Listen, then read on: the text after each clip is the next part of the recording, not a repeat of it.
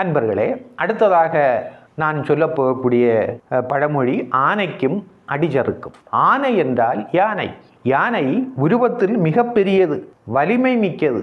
ஆனால் அந்த யானையே தோற்றுவிடும் இடங்கள் உண்டு.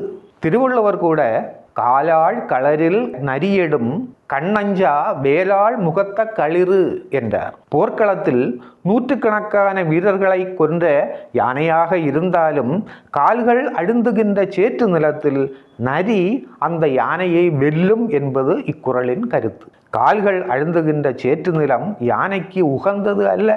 அதன் கால்கள் பெரிதாகவும் எடைமிக்கதாகவும் இருப்பதால் அது சகதிக்குள் அழிந்துவிடும். மெலிந்த கால்களை உடைய நரி எளிதாக அந்த யானையை தோற்கடித்து விடும் என்பது இந்த குறளின் கருத்து.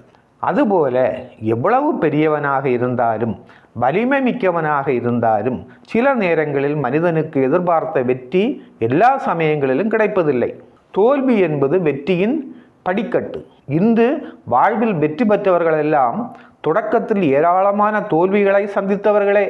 எனவே தோல்வியை கண்டு நாம் துவண்டு விடக்கூடாது, எதிர்த்து முன்னேற வேண்டும் என்பதை விளக்கவே இந்த மரபு தொடர் பண்டை காலம் முதலே வழக்கில் வந்து இப்போதும் தொடர்கிறது.